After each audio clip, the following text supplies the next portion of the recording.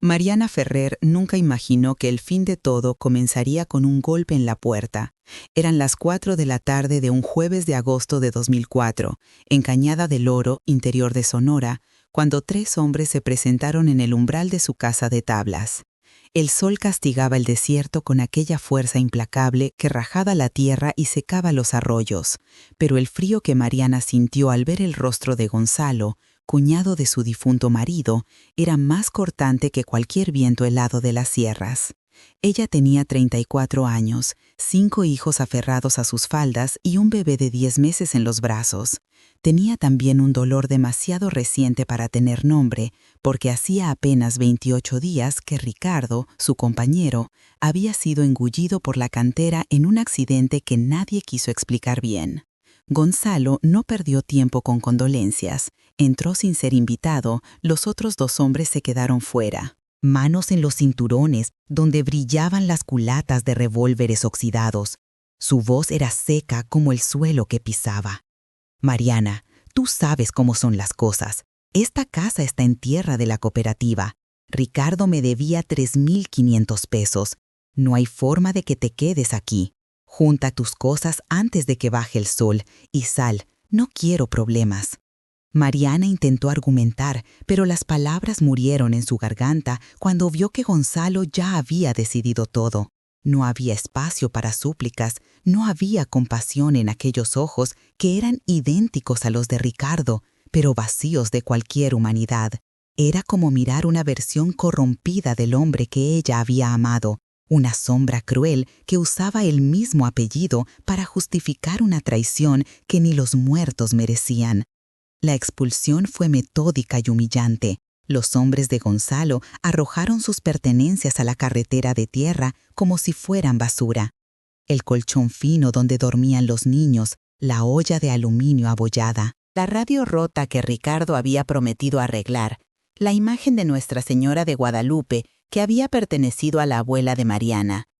Cada objeto lanzado al suelo rojo era una memoria pisoteada, un pedazo de dignidad arrancado.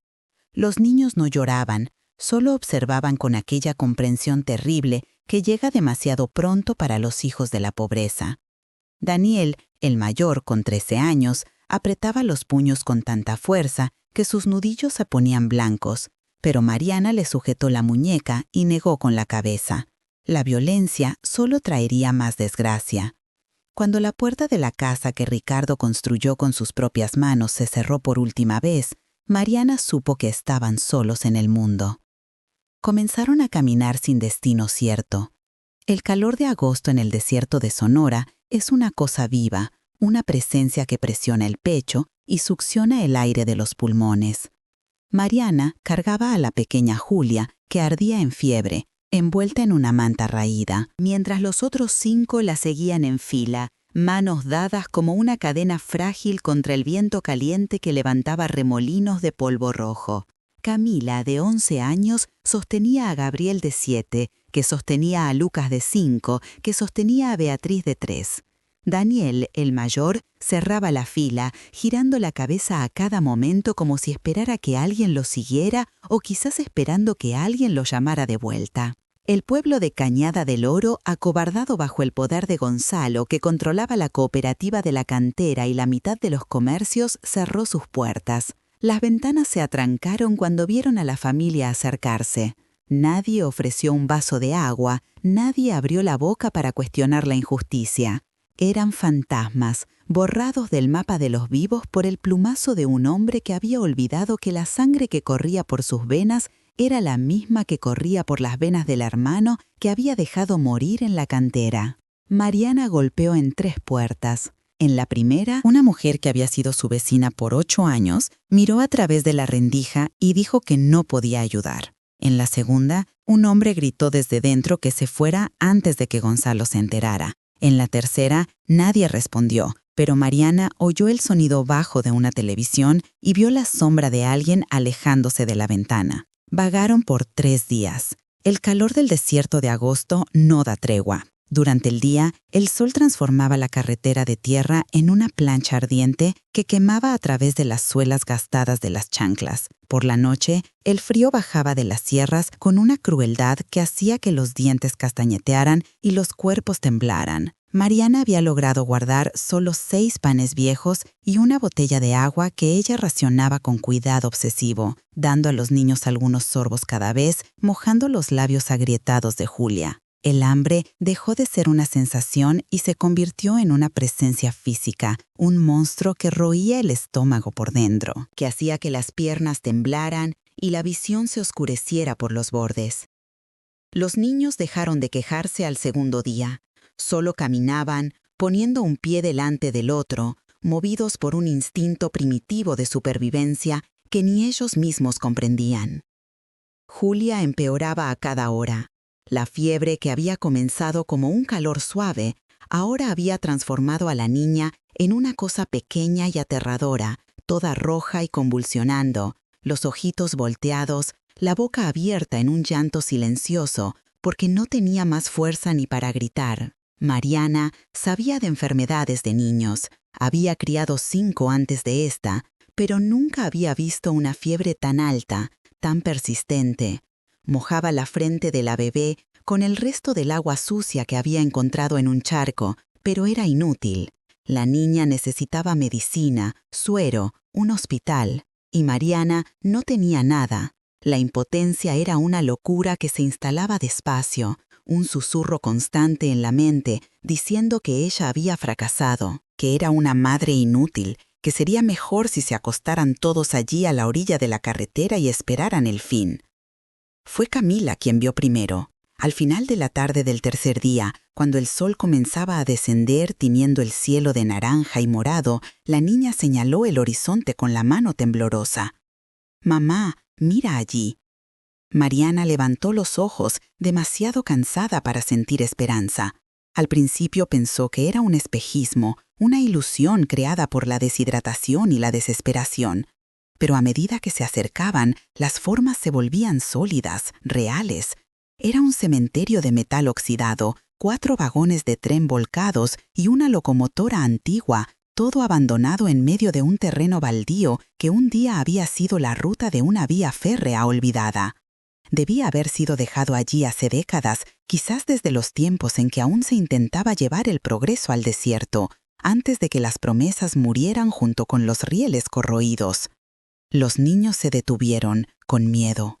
Los vagones parecían carcasas de animales gigantes, monstruos de hierro muertos y pudriéndose bajo el sol. El viento silbaba a través de las ventanas rotas, produciendo un sonido agudo y fantasmal que hacía que los pelos de la nuca se erizaran. El óxido cubría cada superficie como una enfermedad roja y escamosa, y donde el metal no estaba oxidado, estaba abollado por años de abandono y vandalismo. Era un lugar de fin, de derrota, de sueños enterrados bajo el polvo. Pero Mariana, en aquel momento de desesperación absoluta, vio algo diferente. Vio paredes que no eran el cielo abierto. Vio un techo que bloquearía el sol asesino del día y el frío cortante de la noche. Vio una fortaleza contra los animales salvajes que aullaban en la oscuridad. «Vamos», dijo ella, la voz ronca por la sed. «Es mejor que nada». Se arrastró hasta el vagón que parecía menos destruido, uno que aún se mantenía sobre los rieles muertos, aunque inclinado hacia un lado. La puerta corredera estaba parcialmente abierta, atascada por el óxido y el tiempo. Mariana empujó con el hombro, colocando todo el peso de su cuerpo exhausto contra el metal. El chirrido fue horrible, un grito agudo de protesta, como si el tren muerto estuviera siendo despertado de un sueño profundo y resentido. La puerta cedió algunos centímetros, luego algunos más, hasta que finalmente se abrió lo suficiente para que ellos pudieran pasar. El interior era una cueva de sombras. El olor era sofocante, una mezcla de metal oxidado, orina de animales, excrementos secos de murciélagos y décadas de moho. Había basura acumulada en los rincones, botellas rotas, latas abolladas, restos de hogueras antiguas hechas por vagabundos que habían pasado por allí y seguido adelante. El suelo de metal estaba cubierto de suciedad, hojas secas que habían entrado por las ventanas rotas y algo que parecía ser excremento de rata. La luz que entraba por los agujeros en el techo creaba rayos pálidos llenos de polvo que flotaba en el aire quieto. Era una tumba, pero para Mariana Ferrer, en ese momento, era un palacio. «Entren», ordenó suavemente. Los niños obedecieron, Daniel ayudando a los más pequeños a subir a la plataforma de metal. «Aquí estaremos a salvo esta noche». Usando un pedazo de cartón empapado que encontró en la esquina, Mariana Ferrer limpió un espacio en el suelo metálico. Juntó a los niños en el rincón más protegido, lejos de las ventanas rotas por donde el viento entraba con más fuerza. Los acostó uno al lado del otro, usando sus propios cuerpos para crear calor, con Julia presionada contra su pecho, sintiendo la fiebre pulsar a través de su ropita mojada de sudor. Afuera, la noche del desierto cayó como una cortina pesada y negra. El verdadero terror comenzó cuando el último rayo de luz desapareció por completo. El vagón no era un refugio silencioso. Estaba vivo con sonidos que no deberían existir. El metal, enfriándose después del calor del día, gemía y crujía, rechinando como si huesos invisibles se estuvieran rompiendo dentro de las paredes. Era un concierto macabro de crujidos, silbidos y suspiros metálicos que resonaban en el espacio cerrado. Y entonces vinieron los otros sonidos. El viento no era un susurro gentil, era un aullido que se infiltraba por cada rendija, cada agujero de óxido, amplificado por la estructura hueca del vagón hasta parecer el lamento de almas en pena. Parecía que el propio tren estaba llorando, gimiendo por todos los que habían viajado en él y nunca llegaron a su destino. Y después vinieron los animales. Primero fue un único aullido en la distancia, luego otro más cerca. Pronto había un coro de sonidos salvajes rodeando el vagón. No eran solo perros vagabundos, eran los coyotes, hambrientos y desesperados como ellos.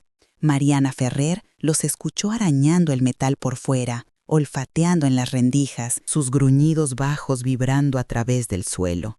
Vio los ojos, decenas de ellos, brillando como brasas amarillas a través de las ventanas rotas, reflejando la luna delgada que colgaba en el cielo. Olían a debilidad, a enfermedad, a carne vulnerable. Olían a Julia. Mariana Ferrer se sentó de espaldas a los niños, de frente a la oscuridad, sin nada más que la fuerza de voluntad entre su familia y las presas que brillaban allá afuera. Rezó a todos los santos que conocía, pidiendo que el metal oxidado fuera lo suficientemente fuerte que aguantara solo una noche más. El amanecer llegó, pero no trajo alivio. La luz gris y débil que se filtraba por las ventanas rotas y los agujeros de bala en el techo revelaba la verdadera miseria de donde estaban. El suelo no solo estaba sucio, estaba cubierto de una capa de óxido que se soltaba y se pegaba a la ropa, a las manos, dejando todo manchado de rojo como si estuvieran sangrando.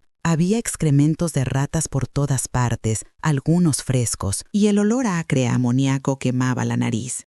En el rincón más oscuro, Mariana Ferrer vio lo que parecía ser el esqueleto de un gato, o quizás un tlacuache, los huesos aún cubiertos de pelo reseco. El frío de la noche no se había ido por completo.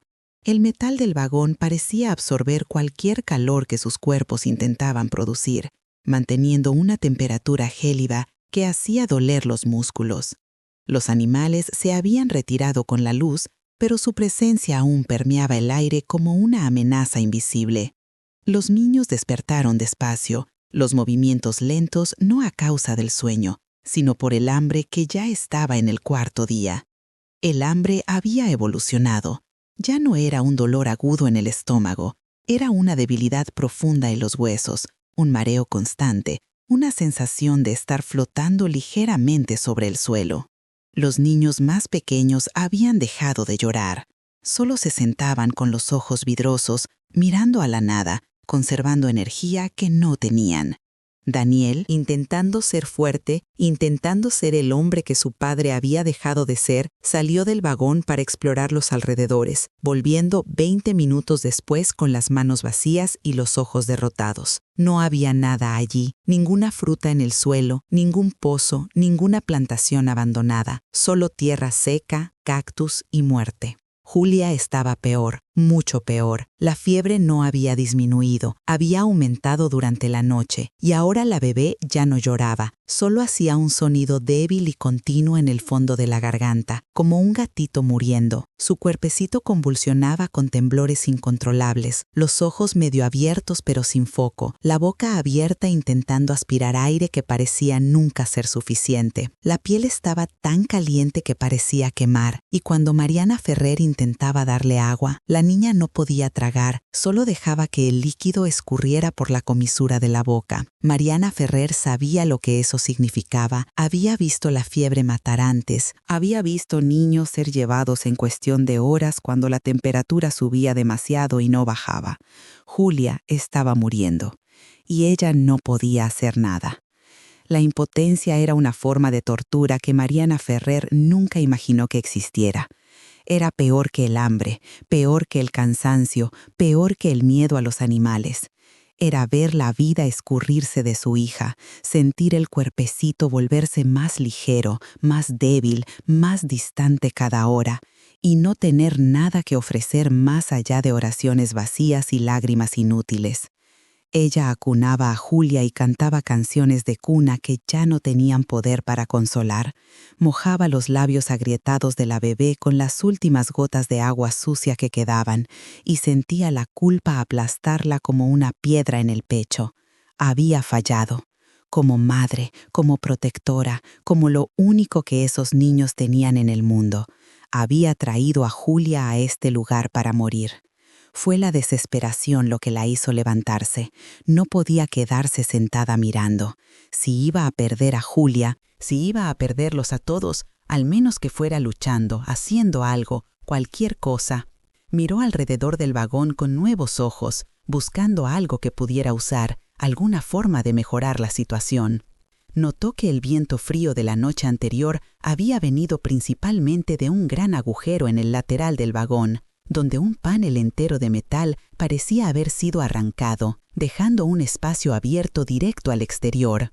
Si lograba tapar aquello, al menos la próxima noche sería menos fría. No tenía madera, no tenía lona, pero quizá podría arrancar otro panel del interior y usarlo para bloquear la abertura. Se acercó a la pared interna del vagón.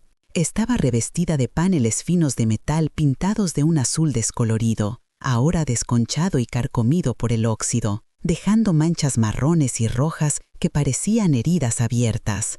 Golpeó un panel con los nudillos. El sonido volvió hueco pero firme. Golpeó otro, igual.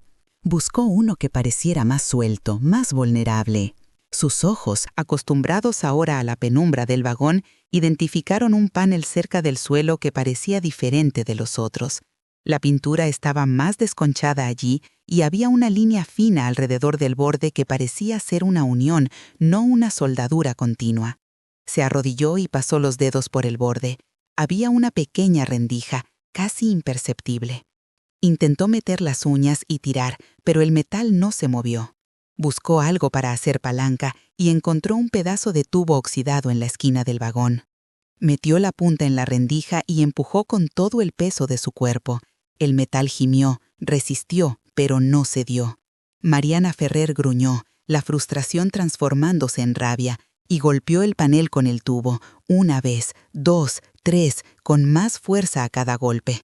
El sonido metálico reverberó por el vagón, asustando a los niños, pero ella no paraba. Golpeó hasta que le dolieron los brazos, hasta que el sudor le escurría quemándole los ojos, hasta que el tubo se le resbaló de las manos y cayó con un estruendo. Jadeando, miró el panel. Había una abolladura ahora y el borde estaba ligeramente levantado. Algo había cambiado. Metió los dedos bajo el borde levantado y tiró con toda la fuerza que tenía. Sintió algo ceder, oyó un chasquido. Tiró más fuerte, usando las piernas, arqueando la espalda. El panel se movió, solo 1 centímetro, pero se movió. No era solo un revestimiento, era una tapa, era una puerta secreta. Con el corazón latiéndole tan fuerte que parecía que iba a salírsele del pecho, Mariana tiró de nuevo, y esta vez el panel entero se soltó de las bisagras ocultas, revelando un compartimento negro y profundo excavado dentro de la propia estructura del vagón. Era intencional. Alguien había construido aquello. No era un accidente del óxido, era un escondite. Mariana metió la mano en la oscuridad, el corazón en la garganta, esperando sentir la mordida de una serpiente o las patas de una araña. Sus dedos tocaron algo frío y duro. No era animal, era metal. Agarró y tiró. Y lo que salió fue pesado, increíblemente pesado para su tamaño. Era una caja de metal, negra, del tamaño de una caja de zapatos, pero 3 veces más pesada, con esquinas reforzadas de latón y una robusta cerradura circular en el centro. Una caja fuerte, una caja fuerte. El corazón de Mariana se disparó y cayó al mismo tiempo. Era un tesoro, sin duda, pero un tesoro inútil. Estaba cerrado, sellado, una promesa cruel. Tenía la salvación en sus manos y no tenía la llave. Desesperada, volvió a meter la mano en el compartimento, hurgando en la oscuridad, buscando una llave, cualquier cosa. Sus dedos encontraron más objetos. Los sacó a la luz. Era una caja de herramientas de madera, pequeña, podrida por la humedad, pero cuyo contenido estaba parcialmente protegido por un paño aceitado enrollado. La abrió con manos temblorosas. Dentro había herramientas antiguas pero aún sólidas. Un martillo de carpintero con mango de madera rajado, un juego de destornilladores oxidados, unos alicates, un cincel pequeño. Y al lado de la caja de herramientas, envuelto en cuero, había otro objeto, unos binoculares de latón antiguos, pesados, con las lentes empañadas por el tiempo, pero aún intactas. Mariana tomó los objetos y los colocó en el suelo junto a la caja fuerte. Los miró, intentando entender. Herramientas, unos binoculares, una caja cerrada. ¿Qué tipo de tesoro era ese? Los binoculares no servían para nada aquí, solo para ver mejor la extensión del desierto, que los mataría. Las herramientas no podían abrir una caja fuerte, ¿o sí? Miró el martillo, el cincel. Eran pesados, reales, sólidos en sus manos callosas. Miró la caja fuerte, la cerradura, que era su única barrera. No sabía nada de cajas fuertes, nada de robos, pero sabía de desesperación, y la desesperación enseñaba. Tomó la caja fuerte y la colocó sobre una viga de metal en el suelo para que sirviera de apoyo. Posicionó la punta del cincel en la minúscula unión donde la puerta de la caja fuerte se encontraba con el cuerpo. Si había un punto débil, tenía que ser allí. Levantó el martillo. Antes que nada, quiero hacerte una invitación especial. Si estás siguiendo esta historia y sintiendo cada emoción junto con Mariana y sus hijos, suscríbete aquí al canal y activa la campanita. Y cuéntame algo en los comentarios. ¿Alguna vez has pasado por un momento en el que necesitaste encontrar fuerzas que ni siquiera sabías que tenías? A veces descubrimos una valentía dentro de nosotros que solo aparece cuando no hay más remedio. Comparte tu historia aquí abajo, porque cada historia de superación ayuda a alguien que está pasando por su propia batalla ahora. Ahora vamos a continuar, porque lo que sucede a continuación te va a sorprender. El primer golpe fue torpe. El martillo golpeó el cincel de lado y el sonido fue un estallido metálico agudo que hizo que los niños saltaran. Daniel y Camila levantaron la cabeza, observando a la madre atacando el objeto de metal con una intensidad que asustaba. No entendían lo que hacía, pero el sonido era acción, era movimiento, era diferente de la parálisis del hambre. Mariana ajustó la posición, alineó el hombro y golpeó de nuevo. Esta vez el impacto fue certero, directo en el cincel, que estaba apoyado en la rendija de la cerradura. El sonido resonó como una campana dentro del vagón vacío. El trabajo era brutalmente lento y doloroso. El metal de la caja fuerte era acero endurecido, construido para resistir explosiones y violencia. Cada golpe Exigía una fuerza que Mariana apenas tenía, una fuerza que ella arrancaba de un lugar dentro de ella que ni siquiera sabía que existía, alimentada por la imagen de Julia muriendo en sus brazos. El ritmo se estableció: levantar el martillo, apuntar, golpear, levantar, apuntar, golpear. El sonido llenaba el vagón, un tum, tum, tum metálico implacable que se convertía en la única cosa real en el mundo. Era un grito transformado en acción, una oración hecha de hierro y sudor. Las horas pasaron. El sol se movió por el cielo y el rayo de luz que entraba por la ventana rota se deslizó lentamente por el suelo oxidado, marcando el paso del tiempo como un reloj de sol cruel.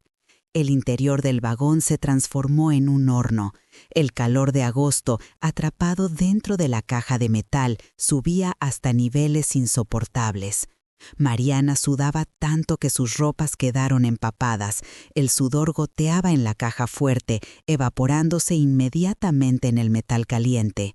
Sus manos, ya lastimadas por los días en la carretera, comenzaron a formar ampollas en el lugar donde sostenían el martillo.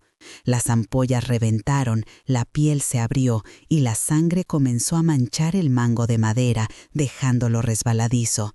Pero ella no paró. El dolor en las manos era casi bienvenido. Era un dolor que ella podía controlar, diferente del dolor de ver a su hija languidecer. Cada golpe no era solo contra la caja fuerte, era contra Gonzalo, contra la cantera que mató a Ricardo, contra el pueblo que les dio la espalda, contra Dios que permitió todo esto. Era contra el mundo entero que había conspirado para destruir a su familia. El sonido se convirtió en parte de ella. Tum, tum, tum, tum, tum, tum. Era el sonido de su corazón latiendo. Era el sonido de su negativa a rendirse. No mientras aún tuviera brazos para levantar el martillo. No mientras Julia aún respirara, por más débil que fuera. La fiebre de Julia continuaba, implacable. Los gemidos de la bebé eran casi inaudibles ahora, bajo el ruido de los golpes, pero Mariana los oía de todos modos, resonando dentro de su cabeza. A cada intervalo para descansar el brazo, ella se arrastraba hasta donde la bebé estaba acostada y mojaba sus labios con la última agua que tenían, susurraba palabras sin sentido, promesas que no podía cumplir. Después volvía a la caja fuerte y recomenzaba, tum, tum, tum. El cincel estaba haciendo una marca ahora, una línea profunda en el acero alrededor de la cerradura. Estaba funcionando. Milímetro por milímetro, golpe por golpe. Estaba abriéndose camino. Y entonces, cuando el sol comenzaba a descender y las sombras se alargaban dentro del vagón, Mariana oyó un sonido diferente. No venía de la caja fuerte, venía de fuera. Era el ruido de motores, de camionetas acercándose a alta velocidad, levantando nubes de polvo rojo. Su sangre se congeló, el martillo se detuvo en el aire. El silencio repentino fue total, roto solo por el rugido de los motores que se hacía más fuerte, más cercano. Y entonces una voz que ella conocía demasiado bien gritó desde fuera.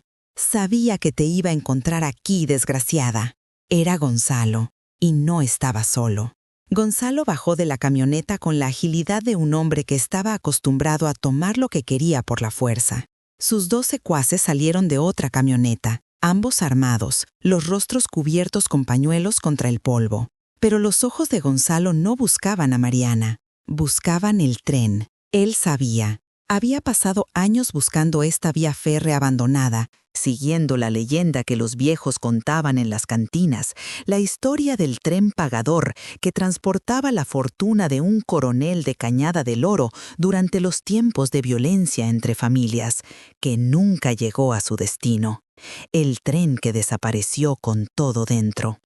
Y ahora, al ver a Mariana arrodillada con herramientas en la mano, delante de una caja fuerte, Gonzalo supo que la leyenda era real. ¿Qué encontraste ahí, Mariana? La voz de él era falsa de tan tranquila mientras caminaba hacia el vagón. No era pregunta, Era orden. Los dos hombres se posicionaron bloqueando la única salida, manos en los revólveres. Gonzalo subió los escalones de metal y se detuvo en la entrada, su sombra cubriendo a Mariana y la caja fuerte. Cuando vio la caja fuerte de cerca, una sonrisa fea y lenta se extendió por su rostro quemado por el sol. Entonces era verdad, y tú, una mujer sencilla, pensaste que podías quedarte con esto. Esto me pertenece, Mariana. Quítate de en medio. Mariana levantó los ojos despacio.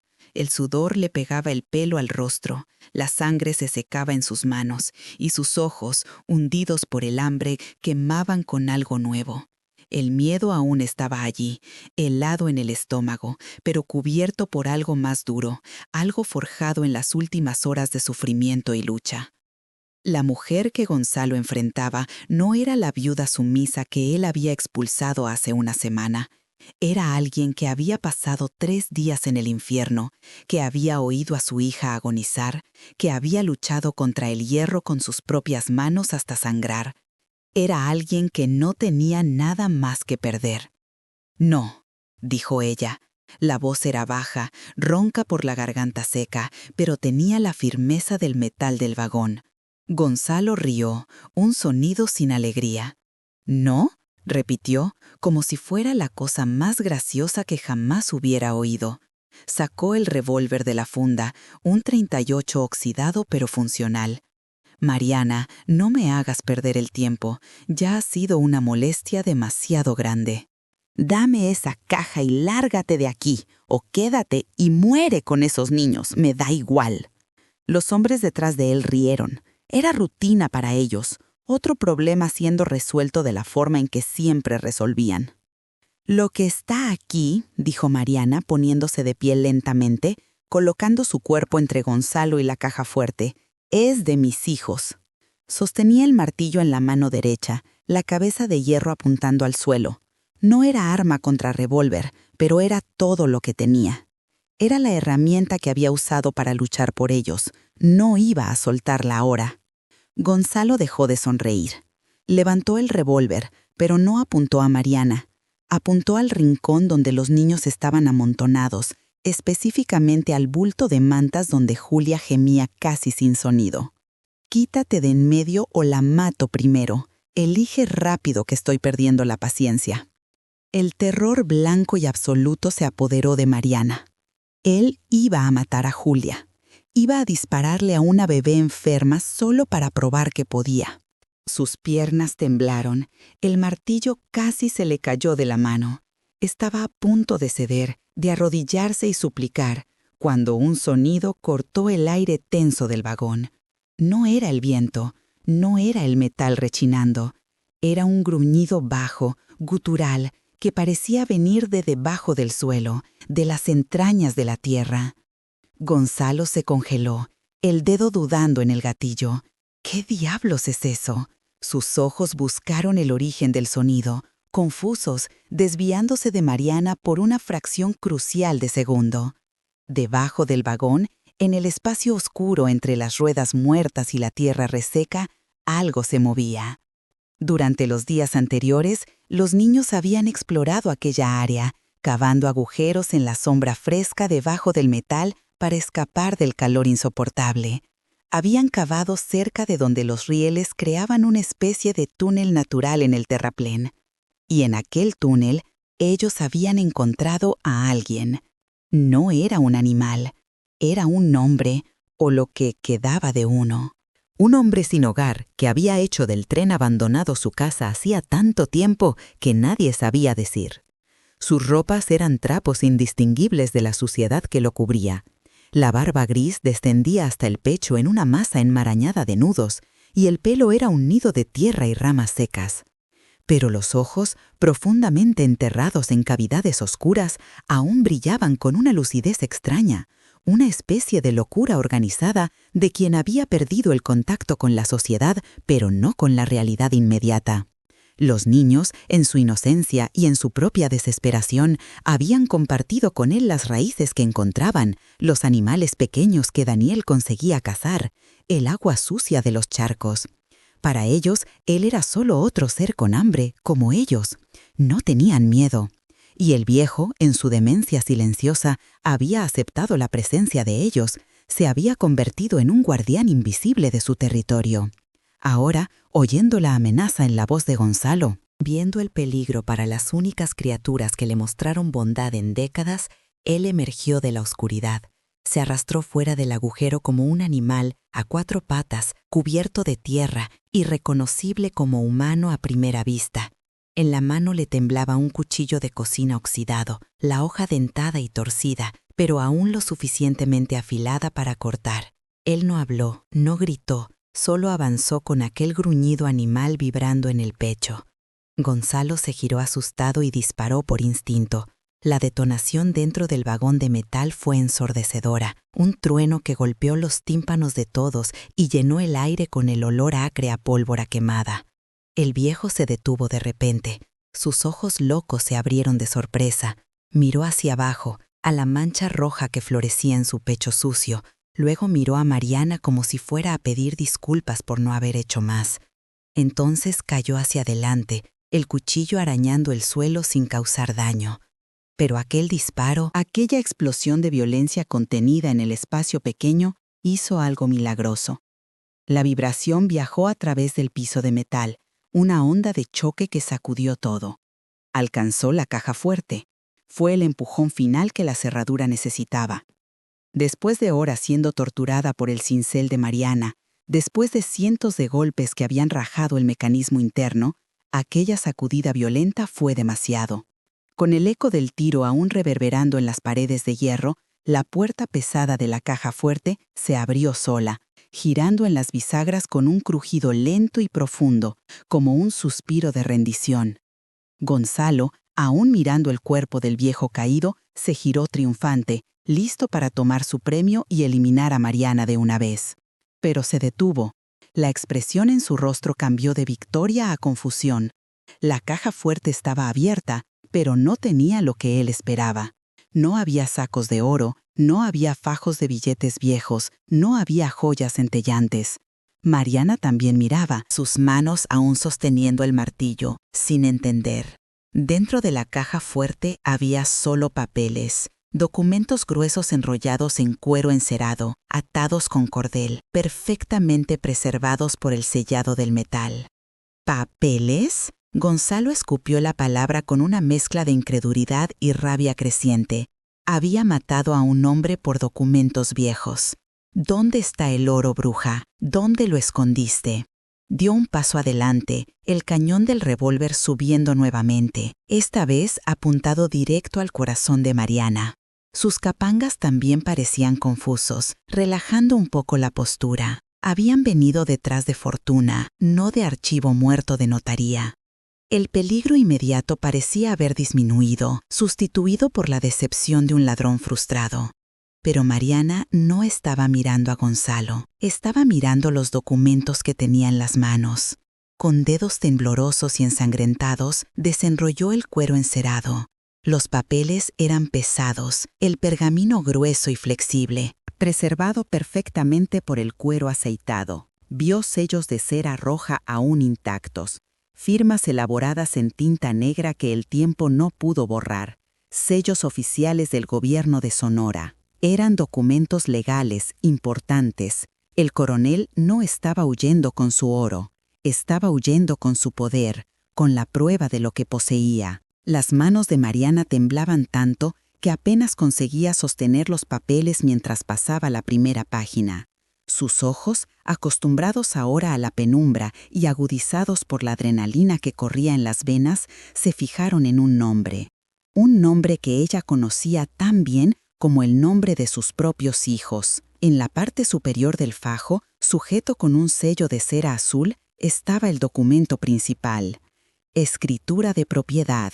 Ella leyó en voz baja, las palabras saliendo con dificultad porque Mariana apenas sabía leer, había estudiado solo hasta el 2º grado. Pero aquellas palabras ella las conocía. Las había visto en papeles que Ricardo guardaba con cuidado. Y debajo, Hacienda Buenavista y tierras adyacentes, municipio de Cañada del Oro, morir. la tierra de donde ella había sido expulsada como una invasora. Los ojos de Mariana Ferrer recorrieron el documento frenéticamente, buscando. Vio el nombre del coronel original, un tal Francisco Alcántara Solís, datado de 1952, y entonces, en una transferencia de derechos clara y registrada en notaría, datada de 1998, vio la venta de aquella propiedad, no para la cooperativa, no para Gonzalo, para Ricardo José Ferrer. Don Ricardo, por 15,000 pesos, pagados en cuotas durante 5 años, todas saldadas y selladas. La última cuota había sido pagada en enero de 2003, 1 año y medio atrás. La revelación la golpeó con la fuerza de un camión. Gonzalo no solo había mentido sobre la deuda, había mentido sobre todo. La casa no era de la cooperativa, la tierra no era suya, Ricardo no debía dinero, Ricardo era el dueño. Había comprado aquella propiedad con el sudor de su propio trabajo, cuota por cuota, durante 5 años. Y Gonzalo lo sabía. Debía saberlo. Había expulsado a Mariana Ferrer no por una deuda que no existía, sino para robar la herencia legítima de ella y de los niños. Creía que la prueba de esa propiedad había desaparecido para siempre en este tren olvidado, que nadie nunca sabría la verdad. Había más documentos. Mariana Ferrer continuó hojeando con dedos que no paraban de sangrar, títulos de otras propiedades menores en la región, todas transferidas a Ricardo, certificados de registro a nombre de él, y en el fondo del fajo algo aún más valioso, contratos de arrendamiento de la propia cantera donde Ricardo murió. La cantera no pertenecía a la cooperativa, pertenecía a Ricardo, que había comprado los derechos de explotación mineral junto con la tierra. Gonzalo era solo el gerente, el empleado, pero después de la muerte de Ricardo, sin nadie para impugnar, Gonzalo simplemente había tomado todo. Había falsificado la historia, había inventado deudas, había robado un imperio entero. Gonzalo, viendo que Mariana Ferrer no respondía, viendo la forma en que ella miraba aquellos papeles, sintió el miedo empezar a subir por la garganta. Dio un paso adelante y agarró el brazo de ella con fuerza, intentando arrancar los documentos. «Dame eso». Pero cuando sus propios ojos cayeron sobre el papel que ella sostenía, cuando vio el sello de la notaría, cuando reconoció la firma del notario Méndez que aún trabajaba en Cañada del Oro, la sangre huyó de su rostro. Se puso blanco como la cera. Sabía exactamente lo que aquellos papeles significaban. Su farsa entera, construida sobre la muerte del hermano y la miseria de su familia, se había desmoronado en un único instante. El poder en el vagón cambió de manos tan rápido como el disparo. Mariana Ferrer no gritó, no lo acusó con palabras, no necesitaba hacerlo. Simplemente se quedó allí, con el brazo de Gonzalo aún apretando el suyo, y lo miró.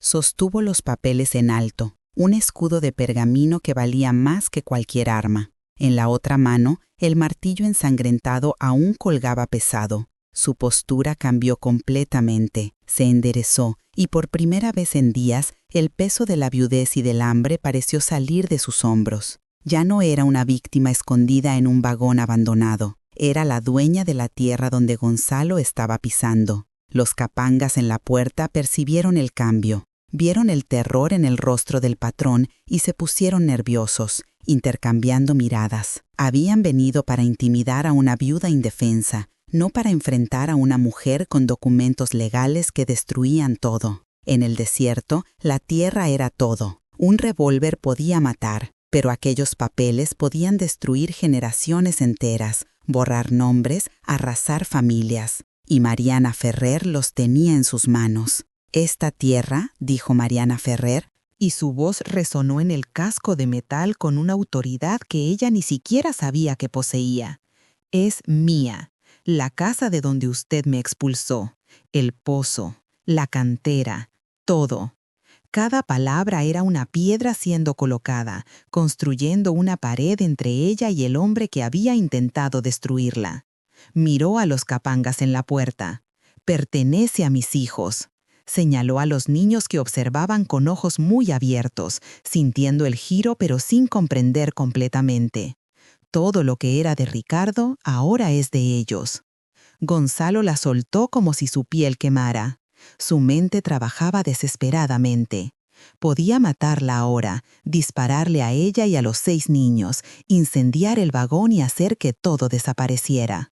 Pero sus hombres lo habían visto los documentos, habían escuchado su reivindicación.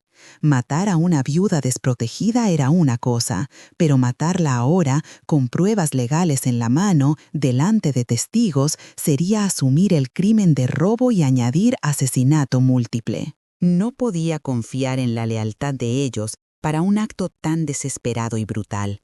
La ley, incluso lejos y corrupta como era, aún respetaba los documentos de notaría por encima de todo. Estaba acorralado. Lentamente, costándole cada gramo de orgullo que tenía, Gonzalo bajó el revólver. La mano temblaba de rabia contenida. Miró los papeles, luego el rostro impasible de Mariana Ferrer, luego el cuerpo del viejo en el suelo, un guardián que había cumplido su última misión sin saberlo. Sin decir una palabra, guardó el arma en la funda, dio la espalda y empujó a sus propios hombres para salir del vagón. No corrió, pero era el andar de alguien derrotado, de alguien que había visto su mundo entero convertirse en cenizas. Las camionetas arrancaron levantando nubes de polvo rojo que tardaron mucho en asentarse. Cuando el último sonido de los motores murió en la distancia, el silencio que cayó sobre el vagón fue diferente a cualquier otro.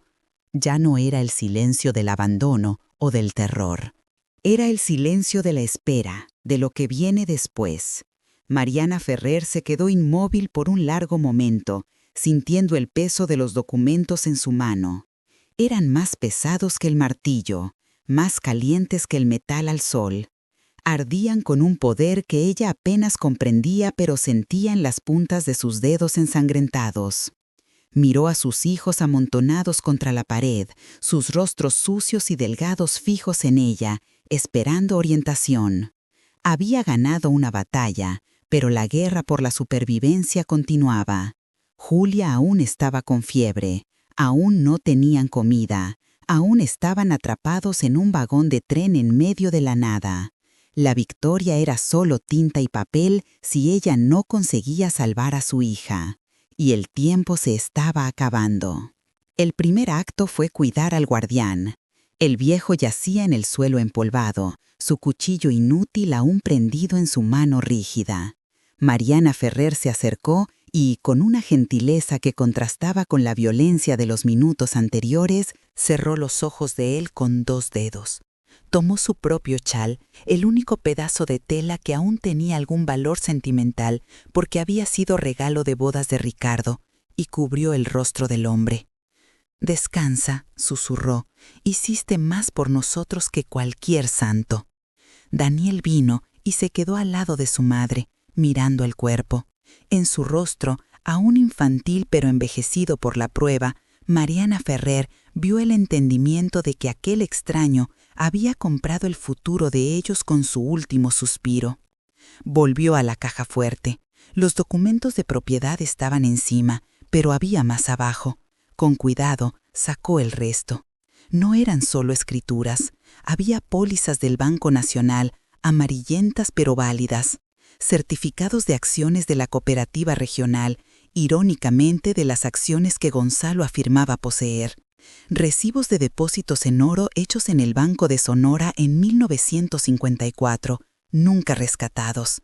Era una fortuna durmiendo, un poder que no dependía solo de la tierra, sino del mundo de afuera.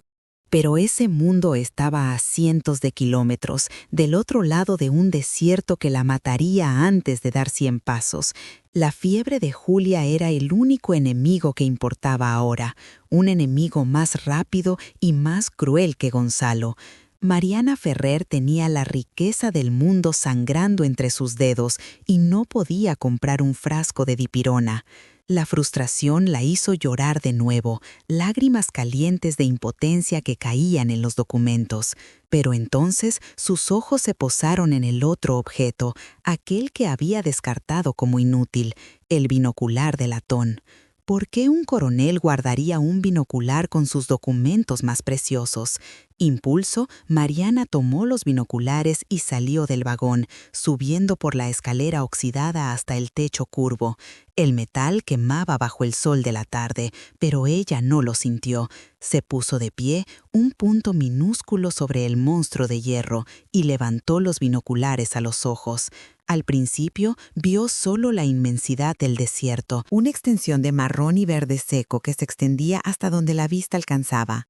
Vio la cooperativa de Gonzalo a lo lejos, un complejo de edificios blancos. Vio el humo de la cantera ensuciando el cielo. Pero entonces, siguiendo la línea muerta de los rieles en dirección al este, muy lejos donde el horizonte se curvaba, vio otra cosa.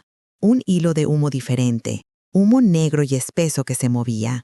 No era un incendio, era una locomotora. Era la línea principal de la ferrovía que aún funcionaba, la arteria que conectaba el desierto al resto del país.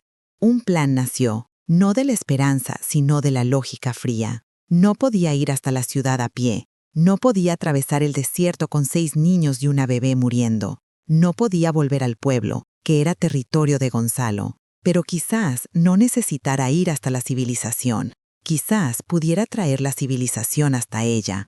Con los binoculares, barrió el horizonte más cercano. Allí, a unos 4 kilómetros en la dirección opuesta, en un pliegue del terreno invisible desde el suelo, vio un pequeño rancho. Había una choza de madera, un corral con cabras y el humo fino de una estufa de leña. Eran personas, marginadas como ella, pero eran personas. Bajo del techo, su decisión tomada. No iba a huir. Huir era lo que Gonzalo esperaba. No iba a volver a la hacienda todavía. Aquel lugar estaba demasiado manchado por mentiras y sangre. Este tren, este ataúd de hierro, había sido su refugio y su revelación. Aquí se quedaría. Este era su territorio ahora. Se volvió hacia Daniel.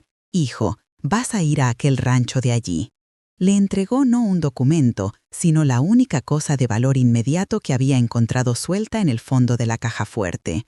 2 monedas de oro de 20 pesos antiguos, pesadas y genuinas, que debían haber rodado de algún saco roto. Dile a la gente de allí que una madre necesita ayuda, que paga por medicina para la fiebre de un niño, que paga por comida. Trae lo que consigas. Daniel, con sus 13 años, asintió sin dudar. Tomó las monedas, se ató un paño en la cabeza para protegerse del sol y desapareció corriendo en el desierto, moviéndose rápido y bajo entre los matorrales. Mariana pasó las horas siguientes en el infierno de la espera. Cada minuto era tortura. ¿Y si Daniel se perdía? ¿Y si la gente del rancho era hostil? ¿Y si eran amigos de Gonzalo?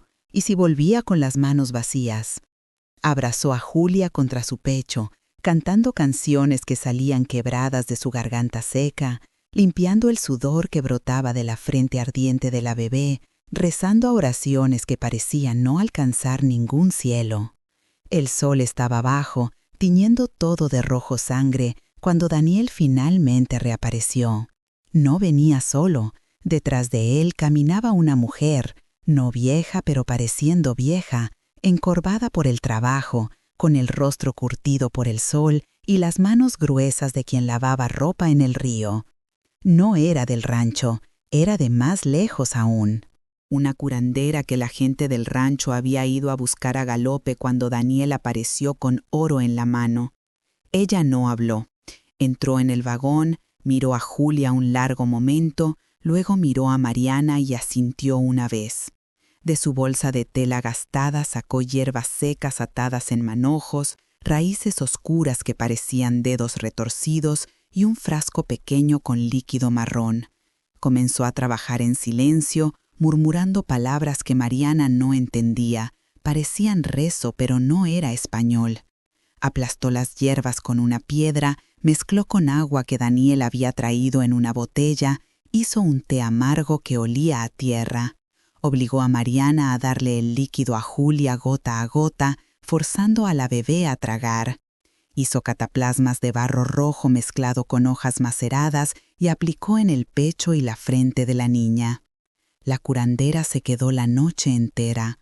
Trabajó sin parar, cambiando las cataplasmas cada hora, dando más té, rezando palabras que creaban un ritmo hipnótico que llenaba el vagón. Mariana no durmió, solo observaba, sosteniendo la mano de Julia, sintiendo el pulso demasiado rápido bajo la piel fina. Cuando el amanecer finalmente llegó, cuando los primeros rayos de sol entraron por las ventanas rotas, el milagro había sucedido. La fiebre había cedido. Julia sudaba abundantemente, empapando la manta, pero la piel ya no quemaba.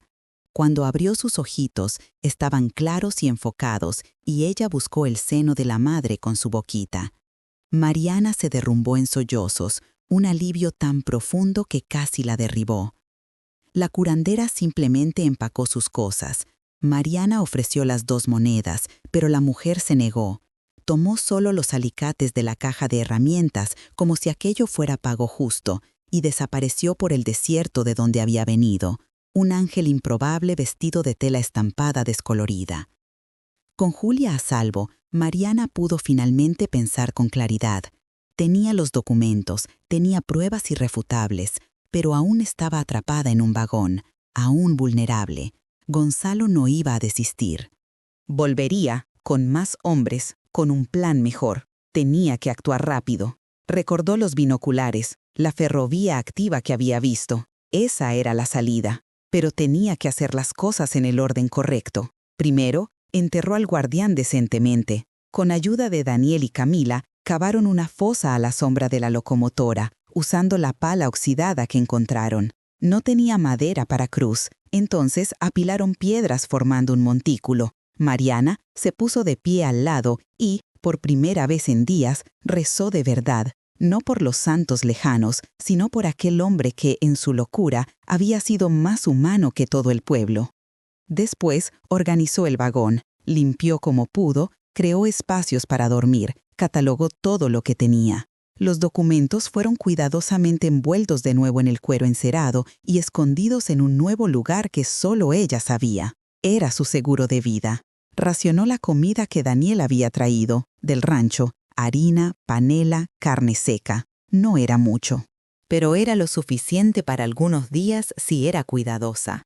En el tercer día después de la visita de Gonzalo, Mariana tomó su decisión.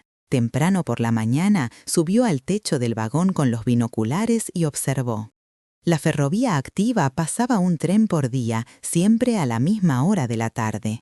Vio el patrón, bajó y escribió una carta, con la ayuda de Daniel, que escribía mejor. Era dirigida al juez de Cañada del Oro, al delegado, al fiscal. Explicaba quién era, qué había sucedido, qué había encontrado. Pedía protección legal, pedía que vinieran hasta ella porque no podía ir hasta ellos. Colocó la carta en un sobre improvisado hecho de papel atado con cordel. Al día siguiente, cuando oyó el silbato distante del tren, Mariana corrió. Corrió por el desierto con Daniel en dirección a los rieles activos, cargando una bandera improvisada hecha del chal rojo de su madre atado a una rama. Llegaron a la línea cuando el tren aún estaba a 1 kilómetro. Se quedaron en la línea, agitando frenéticamente. El maquinista vio, tocó la bocina irritado, pero paró. Era contra las reglas, pero la visión de una mujer y un niño en medio de la nada, delgados y desesperados, hizo algo dentro de él. Mariana entregó la carta y una de las pólizas del banco como pago, implorando que la entregara en la ciudad. El maquinista, un hombre de 50 años que había visto mucha miseria en su vida, la miró a los ojos y vio algo que lo hizo aceptar. Guardó la carta con cuidado. La entregaré personalmente, prometió. Y cumplió. 4 días después, cuando Mariana casi había perdido la esperanza, oyó el sonido de coches acercándose. El terror volvió. ¿Sería Gonzalo con más hombres? Pero no era. Era una comitiva oficial. El juez había venido personalmente, acompañado del delegado, de un notario y de 2 policías. Habían venido porque la póliza que ella envió era genuina, valiosa, lo suficiente para despertar interés. Habían venido porque la historia era demasiado seria para ignorar. Mariana mostró los documentos. El notario los examinó por horas, verificando sellos, firmas, registros. Todo estaba en orden. Todo era legítimo. El juez, un hombre serio de gafas gruesas, escuchó su historia. Escuchó sobre la expulsión, sobre la mentira de Gonzalo, sobre la muerte de Ricardo. Ordenó una investigación inmediata. 3 días después, Gonzalo fue arrestado intentando huir a Durango. Los fraudes se fueron descubriendo uno tras otro. Él había robado no solo a Mariana, sino a otras viudas, a otros trabajadores muertos. Su imperio se fue desmoronando como un castillo de arena. Mariana no regresó a la casa antigua. No quería. Con el dinero de las pólizas rescatadas, construyó una casa nueva en la hacienda, lejos de donde Ricardo había muerto. Reformó la cantera, puso gerentes honestos, creó reglas de seguridad. El negocio prosperó. Los hijos crecieron, estudiaron, algunos se fueron a la ciudad, otros se quedaron cuidando la tierra. Mas Mariana nunca olvidó el vagón. Una vez al mes, hasta el fin de su vida, ella volvía allí. Llevaba flores para la tumba del guardián. Se sentaba dentro del vagón de hierro, en el lugar donde había golpeado la caja fuerte hasta que sus manos sangraron, y recordaba. Recordaba que la fuerza más poderosa que existe no viene de los documentos o del dinero. Viene de una madre que se niega a rendirse. Viene del coraje de tomar un martillo cuando ya no tienes nada. Viene de saber que mientras puedas levantar el brazo una vez más, todavía hay esperanza. Años después, cuando le preguntaron por qué mantenía aquel tren abandonado en lugar de vender la chatarra, Mariana siempre respondía lo mismo. Eso no es un cementerio, es un monumento. Es donde morí como víctima y renací como luchadora. Es donde aprendí que un pedazo de hierro oxidado puede ser un palacio si tienes suficiente fe. Es donde Dios me mostró que Él no nos salva del sufrimiento, sino que nos da las herramientas para salvarnos. El vagón todavía está allí. En el mismo lugar, ahora preservado y pintado, se convirtió en un punto turístico local. La gente lo visita, toma fotos, lee la placa que cuenta la historia resumida, pero ninguna placa logra capturar lo que realmente sucedió allí. Ninguna palabra puede describir el sonido del martillo contra el hierro, hora tras hora. Ninguna foto muestra las manos sangrando. Ningún tour explica el sabor de la desesperación o el peso de la esperanza cuando finalmente regresa. Antes de que te vayas, quiero hacerte un pedido especial. Si esta historia tocó tu corazón de alguna forma, si viste un pedazo de tu propia lucha en la jornada de Mariana, suscríbete al canal y deja la campanita activada. Pero más importante que eso, comparte tu historia aquí en los comentarios. ¿Cuál fue tu vagón de hierro? ¿Cuál fue aquel momento en que tuviste que tomar tu martillo y luchar contra lo que parecía imposible? ¿Qué aprendiste sobre ti mismo cuando estabas en el fondo del pozo? Porque mira bien, la historia de Mariana no es solo suya, es nuestra también. Cada uno de nosotros tiene nuestros propios vagones abandonados, nuestras propias cajas fuertes cerradas, nuestros propios momentos en que necesitamos decidir si vamos a rendirnos o si vamos a levantar el martillo una vez más. Y saber que no estamos solos en esta lucha hace toda la diferencia. Cuando compartes tu historia, te conviertes en el guardián de alguien. Te conviertes en la curandera que aparece cuando nadie más viene. Te conviertes en la prueba de que es posible sobrevivir e incluso prosperar después de lo imposible. Así que cuéntanos, ¿qué sacaste de esta historia? ¿Qué llevarás a tu día? ¿Cómo usarás esa fuerza cuando tu propio desierto parezca infranqueable? La comunidad aquí está esperando para escucharte, para apoyarte, para celebrar tus victorias y darte fuerza en tus batallas, porque al final de cuentas, nadie gana solo. Mariana tuvo a sus hijos, tuvo al guardián loco, tuvo a la curandera. Y tú nos tienes a nosotros. Nos vemos en la próxima historia. Intentar de nuevo. Continuar. Continuación. Los años siguientes. El proceso contra Gonzalo se arrastró por 18 meses en los tribunales de Cañada del Oro. Fueron meses de idas y venidas, de audiencias agotadoras donde Mariana tenía que revivir la expulsión, la caminata por el desierto, la fiebre de Julia. Cada vez que contaba la historia, era como abrir una herida que apenas había comenzado a cicatrizar. Pero ella no flaqueó. Se presentaba en cada audiencia con los mismos documentos enrollados en el cuero encerado, ahora guardados en una carpeta de cuero nueva, pero ella hacía cuestión de mantener el envoltorio original como recuerdo de donde todo había comenzado. Gonzalo intentó de todo. Contrató abogados caros de la capital, pagados con dinero que había robado a lo largo de los años. Alegó que los documentos eran falsos, que habían sido plantados, que Mariana era una estafadora oportunista. Trajo testigos comprados que juraron haber visto a Ricardo firmar papeles de deuda. Pero la verdad tenía una fuerza que las mentiras no podían superar.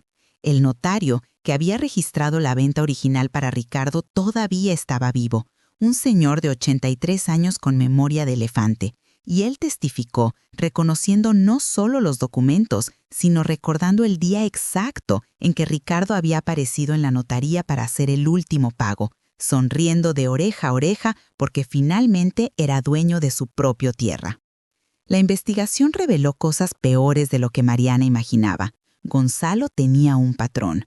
En los últimos 12 años, 7 trabajadores habían muerto en accidentes en la cantera.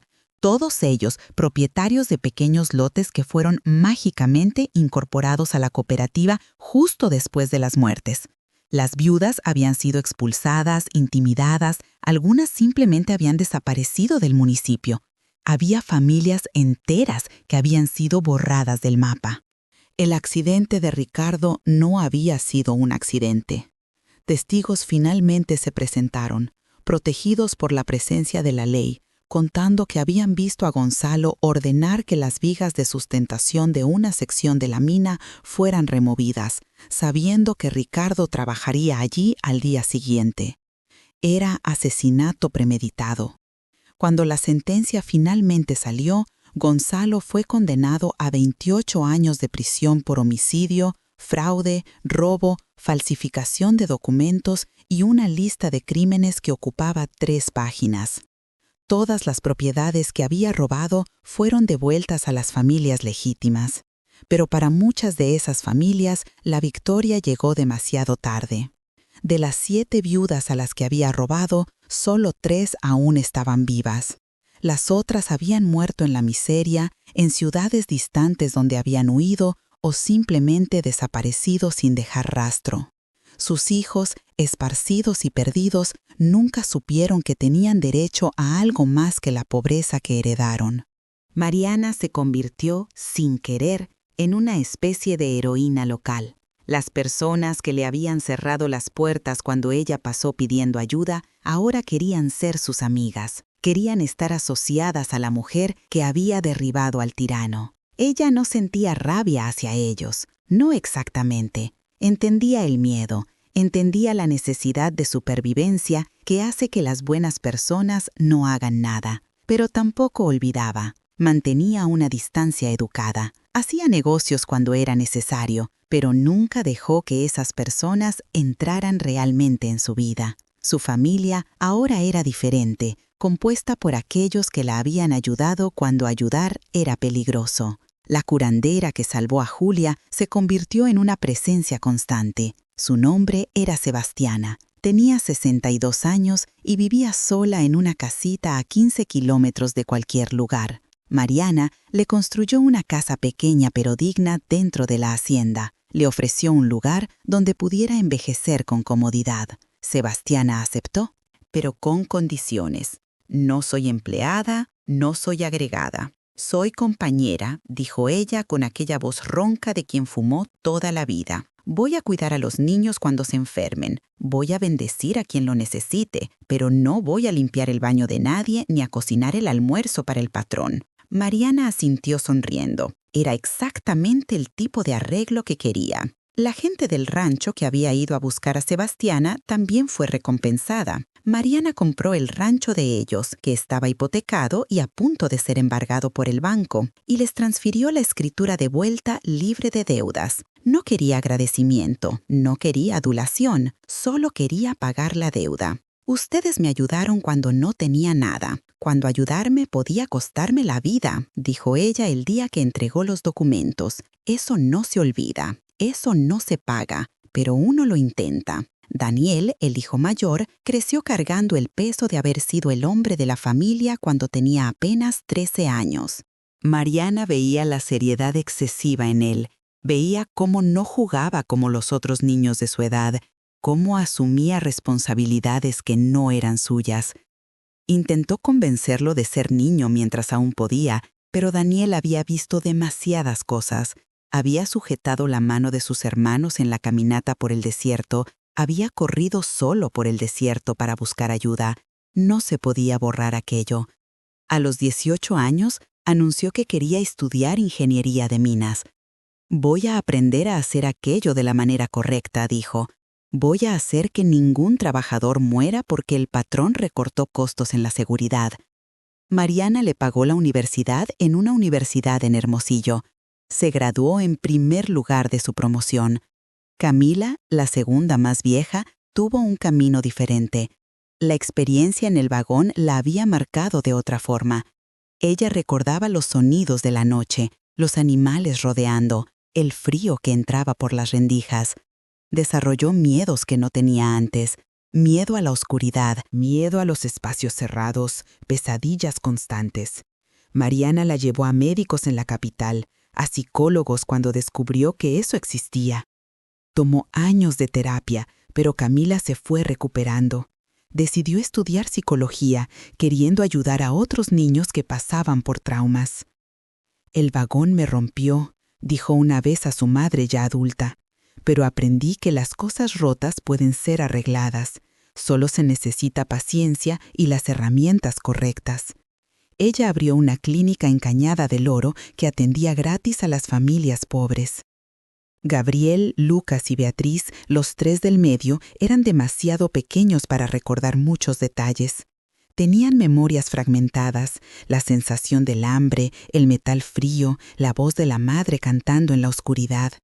Crecieron más ligeros que los hermanos mayores, sin cargar tanto peso. Gabriel se hizo profesor, Lucas siguió a su padre convirtiéndose en dueño de un pequeño taller mecánico. Beatriz se casó joven y tuvo 5 hijos que llenaban la hacienda de ruido y vida. Julia, la bebé que casi murió de fiebre, no recordaba nada conscientemente, pero había algo en ella, una gratitud profunda por la vida que los otros niños no tenían. Ella veía belleza en cosas simples, un atardecer, un pájaro cantando, la lluvia cayendo. Es porque ya estuviste tan cerca de perderlo todo que ahora valoras cada momento, dijo Sebastiana una vez, observando a la niña de 8 años bailar bajo la lluvia. Julia creció y se convirtió en artista, pintora, sus lienzos vibrantes de colores y vida. Su primera exposición se llamó Fiebre, una serie de pinturas abstractas en rojos y naranjas que de alguna manera capturaban la sensación de estar entre la vida y la muerte. Uno de los lienzos fue comprado por el Museo de Arte Moderno de Ciudad de México. La hacienda prosperó bajo la gestión de Mariana, pero no de la forma que todos esperaban. No se convirtió en una hacendada rica y distante. Transformó la propiedad en una cooperativa de verdad, no la farsa que Gonzalo había creado.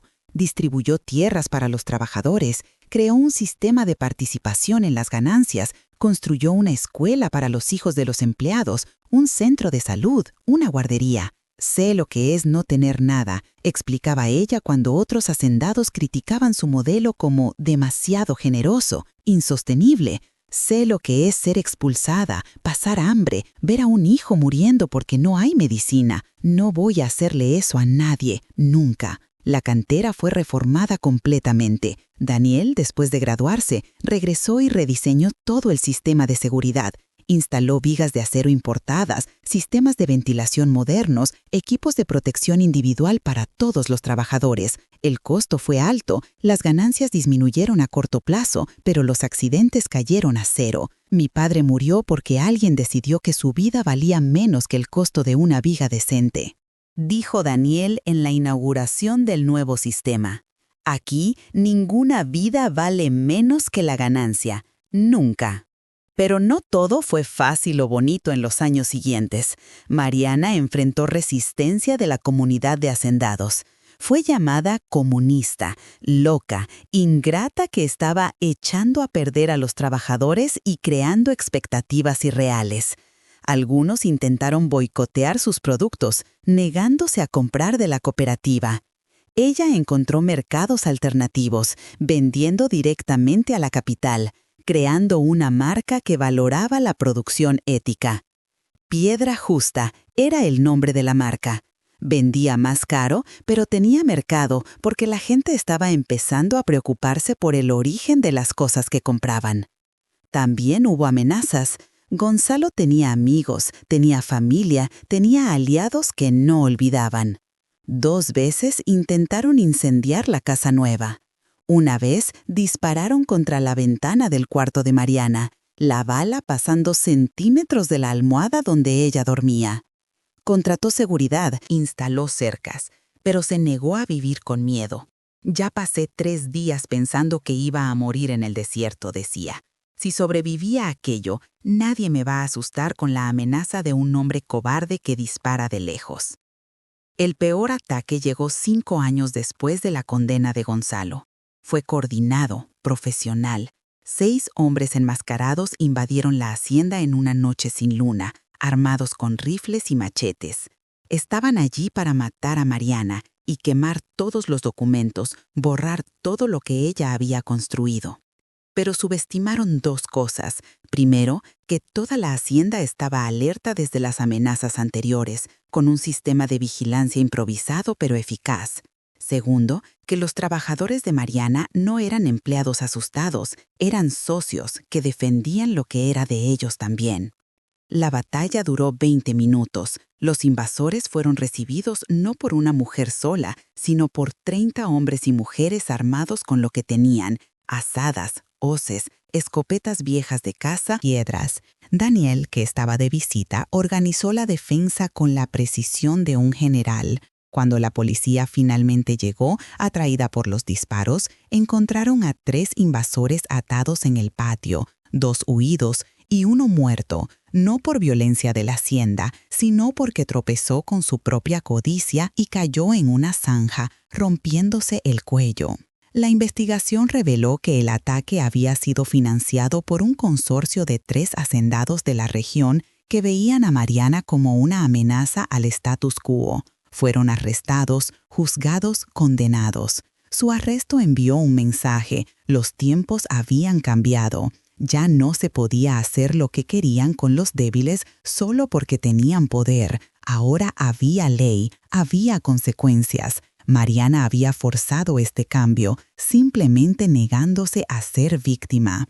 Los años fueron pasando y las heridas fueron cicatrizando, dejando cicatrices que recordaban, pero ya no dolían tanto. Mariana envejeció despacio, su cabello encaneciendo, su cuerpo volviéndose más delgado, pero aún fuerte. Nunca se casó de nuevo. Tuvo pretendientes, hombres buenos que la cortejaban con respeto, pero ella siempre rechazaba gentilmente. Mi corazón ya fue entregado una vez, explicaba. Ricardo se lo llevó cuando se fue. No hay problema. Aprendí a vivir con el espacio vacío. Hay cosas peores que la soledad. Pero ella no estaba realmente sola. Tenía a sus hijos, a sus nietos que empezaron a llegar, la hacienda llena de vida y ruido. Tenía a Sebastiana, que envejeció junto con ella, las dos sentándose en el portal todas las tardes para tomar café y quejarse de los dolores de espalda. Tenía a los trabajadores que se hicieron familia, cuyos hijos la llamaban tía Mariana o simplemente doña Mari, y tenía el vagón, siempre el vagón. Una vez al mes, religiosamente, Mariana hacía la caminata hasta allá. Al principio, era una jornada difícil, 4 kilómetros por el desierto. Con el tiempo, construyó una carretera de tierra que facilitaba el acceso. Pero incluso cuando se hizo más vieja y pudo haber mandado a alguien a limpiar y cuidar el lugar, ella insistía en ir personalmente. El ritual nunca cambiaba. Llegaba temprano por la mañana cuando el sol aún no estaba demasiado alto. Primero visitaba el sepulcro del guardián, que ahora tenía una cruz de madera decente y flores frescas que ella misma plantaba alrededor. Permanecía allí unos minutos en silencio, a veces hablando bajito, contando las novedades, agradeciendo. Un mes más viejo decía, «Sigo aquí, todavía luchando». Después entraba en el vagón. Con los años ella había hecho mejoras mínimas. Lo limpió, colocó algunos bancos de madera, tapó las ventanas rotas con tablas durante las tormentas, pero mantuvo la esencia del lugar intacta. El óxido aún cubría las paredes, el suelo de metal todavía tenía las manchas que nunca salían. Y allí, en aquel rincón donde ella había golpeado la caja fuerte hasta que las manos le sangraron, ella se sentaba. A veces llevaba a los nietos. Los mayores aprendieron la historia completa, sentados en el mismo suelo de metal donde sus padres casi habían muerto de hambre. Mariana no romantizaba, no suavizaba, contaba todo: el desespero, el miedo, el hambre que roía, la certeza de la muerte. «Quiero que ustedes sepan», decía, «que la fuerza que ustedes llevan no vino de la nada, vino de aquel momento allí, cuando su abuela decidió que no iba a dejar que ustedes murieran. Vino de sus padres, que eran niños pero caminaron por el desierto sin quejarse. Vino de aquel viejo loco que murió defendiendo a gente que apenas conocía. Esa fuerza está en la sangre de ustedes ahora. Úsenla para algo bueno». En 2019, cuando Mariana cumplió 69 años, la alcaldía de Cañada del Oro finalmente reconoció oficialmente el vagón como patrimonio histórico. Hicieron una ceremonia, llamaron a la prensa de Hermosillo e incluso de Ciudad de México. Querían transformar aquello en una gran atracción turística. Mariana Ferrer estuvo de acuerdo, pero con condiciones. «No quiero un museo esterilizado», dijo al alcalde. «Quiero que las personas sientan lo que era real. Quiero que vean el óxido, sientan el calor, imaginen el frío. Quiero que entiendan que existen lugares desesperantes, que la gente pasa por eso aún hoy y que la única forma de sobrevivir es no rendirse incluso cuando rendirse parece la única opción lógica». Instalaron una placa modesta en la entrada del vagón. No contaba toda la historia, sería imposible capturar todo en palabras, pero decía lo esencial. En este vagón, en agosto de 2004, una mujer llamada Mariana Ferrer y sus 6 hijos encontraron refugio después de ser injustamente expulsadas de su casa.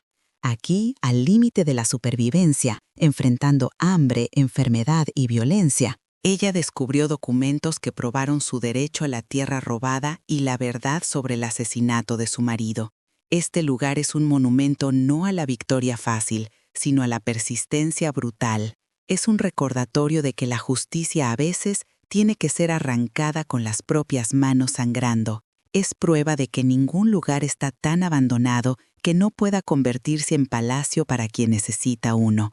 Que todos los que entren aquí sepan: eres más fuerte de lo que imaginas, y a veces todo lo que necesitas para sobrevivir es el coraje de levantar el martillo una vez más. El vagón se convirtió en un punto de peregrinación improbable. No solo turistas curiosos, sino personas de verdad que estaban pasando por sus propios infiernos, viudas que lo habían perdido todo, madres solteras luchando para criar a sus hijos solas, trabajadores que habían sido robados por sus patrones. Iban allí, se sentaban en el suelo de metal oxidado y de alguna manera encontraban fuerzas para continuar.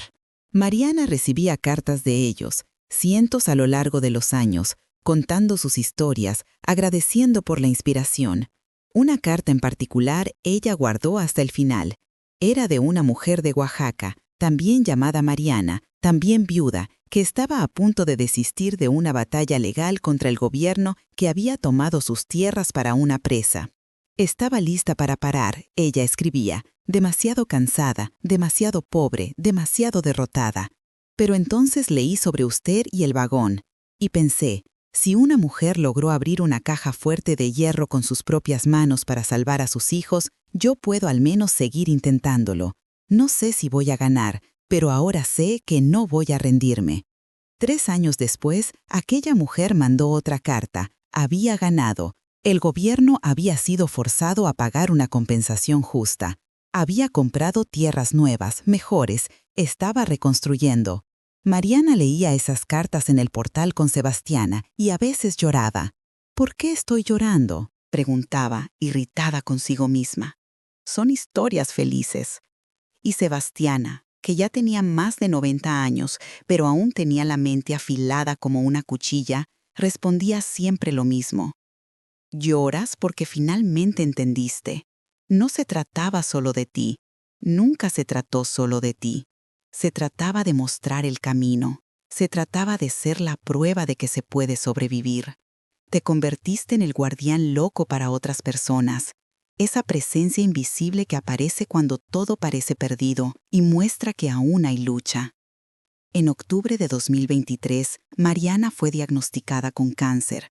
Era avanzado, agresivo, y a los 73 años ella no tenía un cuerpo lo suficientemente fuerte para aguantar los tratamientos pesados. Los médicos le dieron 6 meses, quizá menos. Ella rechazó la quimioterapia. No voy a pasar mis últimos meses vomitando y sin cabello, dijo a sus hijos que lloraban. Ya he pasado por demasiadas privaciones en esta vida. Voy a morir a mi manera, lúcida, entera, decidiendo mis últimas cosas. Los últimos 5 meses de vida los pasó poniendo todo en orden. Dividió la hacienda oficialmente entre los trabajadores, creando un sistema de cooperativa verdadera que duraría generaciones. Grabó videos para cada nieto, consejos personalizados basados en lo que ella conocía de cada uno. Escribió un testamento detallado, no solo sobre bienes materiales, sino sobre valores, sobre lo que ella quería que la familia representara. Y pasó sus últimos días en el vagón, contra todas las protestas de los hijos, contra las súplicas de los médicos que decían que ella necesitaba estar en un hospital. Mariana insistió. Mandó colocar una cama en el vagón, trajeron oxígeno portátil cuando ella empezó a tener dificultad para respirar, y allí ella se quedó. Los hijos se turnaban quedándose con ella, a veces todos juntos, llenando el vagón de voces y vida como en aquella primera noche terrible en 2004. ¿Por qué quieres estar aquí?, Julia preguntó, sosteniendo la mano esquelética de su madre. Este lugar tiene tantos malos recuerdos. ¿Por qué no en casa, en tu cama cómoda? Mariana sonrió, aquella sonrisa lenta que iluminaba el rostro incluso consumido por la enfermedad. Porque fue aquí donde aprendí quién era realmente, dijo, la voz débil pero firme. Fue aquí donde morí como la mujer asustada y renací como la mujer fuerte. Quiero terminar donde empecé. Tiene sentido. En la última noche, todos estaban allí. Los 6 hijos, ahora adultos de mediana edad, algunos con sus propias canas, los 17 nietos, los 5 bisnietos, Sebastiana, que a los 94 años insistió en estar presente, aunque significara arriesgar su propia salud frágil. No cabían todos dentro del vagón, así que algunos se quedaron afuera, en la noche fresca de marzo, mirando las estrellas. Mariana estaba acostada en la cama improvisada, cubierta con el mismo chal que había cubierto al guardián. La respiración era trabajosa, irregular, pero ella estaba consciente, presente. Miraba cada rostro, memorizando, despidiéndose. «No estén tristes», dijo cuando Camila empezó a sollozar. «Tuve una vida buena. No fue fácil, no fue siempre feliz, pero fue mía. Elegí cada paso después de aquí. Yo vencí. Gonzalo está pudriéndose en una celda de prisión. Yo estoy rodeada por 3 generaciones de amor. ¿Quién venció? Daniel, el hijo mayor que llevaba el mismo nombre del niño de 13 años que había corrido por el desierto para buscar ayuda, sostuvo la mano de su madre. «Tú, mamá, tú ganaste, siempre ganaste». Mariana Ferrer apretó su mano con la poca fuerza que le quedaba. «No, Ganamos nosotros. Siempre fuimos nosotros. Yo no habría sobrevivido sin ustedes siendo mi razón. Ustedes no habrían sobrevivido sin que yo fuera demasiado terca para rendirme. Fue trabajo en equipo desde el primer día. A las 12:12 de la medianoche, Mariana Ferrer falleció. Su respiración simplemente se detuvo, suave como ella durmiendo. No hubo una lucha dramática, no hubo una escena de cine. Fue paz. Julia, que sostenía una mano, y Daniel, que sostenía la otra, sintieron el momento exacto.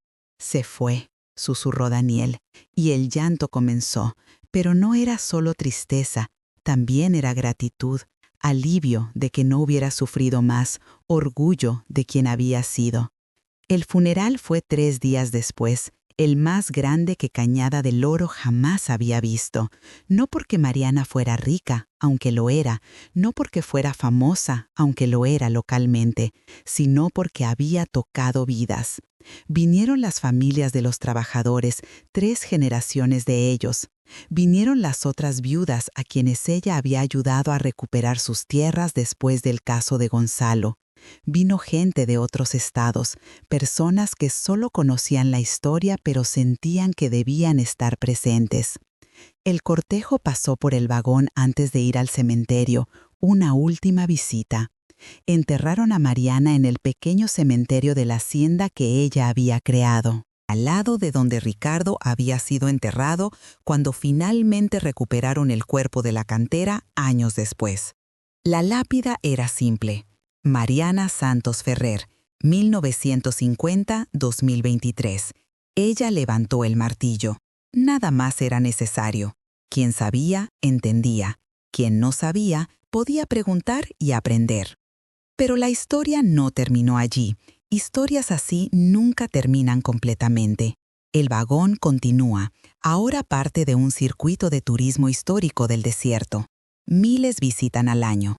La hacienda continúa, ahora gestionada por un consejo elegido por los propios trabajadores. Piedra Justa creció, convirtiéndose en uno de los mayores proveedores de piedras éticas del noreste, certificada internacionalmente. Los hijos de Mariana siguen sus vidas, cada uno llevando un pedazo de su herencia. Daniel desarrolló tecnologías de seguridad en minería que salvaron incontables vidas. Camila trató a cientos de niños traumatizados, transmitiendo la curación que ella misma recibió. Gabriel formó generaciones de estudiantes con la misma dedicación que tenía su madre. Lucas creó empleos honestos. Beatriz creó una familia que entiende el valor del amor. Y Julia continúa pintando, sus obras ahora reconocidas nacionalmente. Cada lienzo una celebración de la supervivencia. Pero quizás el legado más importante de Mariana no se mide en tierras, dinero o reconocimiento, se mide en las historias que la gente cuenta, en las conversaciones de cocina donde las madres les dicen a sus hijas, ¿conoces la historia de Mariana del Vagón? Si ella pudo, tú puedes. En los momentos de desesperación, cuando alguien piensa en rendirse pero recuerda, ella golpeó esa caja fuerte hasta que le sangraron las manos. Yo puedo intentarlo una vez más. Se mide en las veces que alguien, en cualquier lugar, toma su propio martillo metafórico, sea una pluma, un teléfono, un proceso, una conversación difícil, un no donde antes solo había un sí, y decide que no va a aceptar la injusticia en silencio, que va a luchar incluso cuando parezca imposible, que va a sobrevivir incluso cuando la supervivencia parezca improbable. El vagón todavía está allí, oxidado y torcido, un monumento de hierro a la resiliencia humana. La gente todavía lo visita, todavía se sienta en el suelo frío, todavía siente la presencia de algo mayor.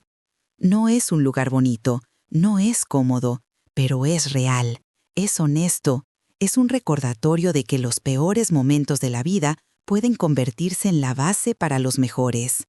Y cuando el viento sopla a través de las ventanas rotas del vagón, haciendo ese sonido silbante que asustaba a los niños décadas atrás, algunas personas juran que aún pueden escuchar, muy débil, el sonido del martillo contra el hierro.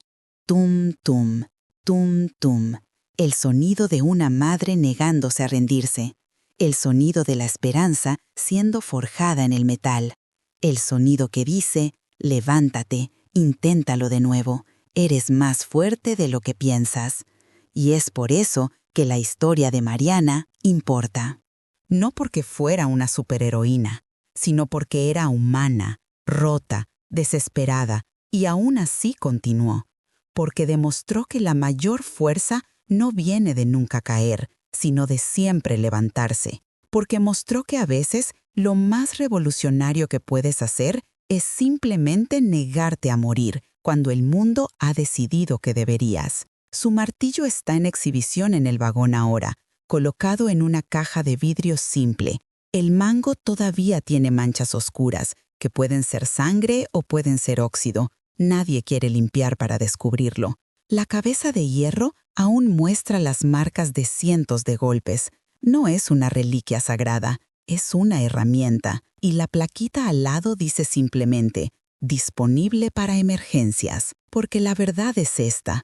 Todos nosotros eventualmente encontramos nuestro propio vagón de hierro. Todos nosotros enfrentamos nuestra propia caja fuerte cerrada con la salvación dentro pero sin llave. Y cuando ese momento llegue, cuando estés arrodillado en el suelo frío, con las manos sangrando y la esperanza casi agotada, recuerda a Mariana. Toma tu martillo y golpea de nuevo. Solo una vez más, y una más, y una más, hasta que la puerta se abra.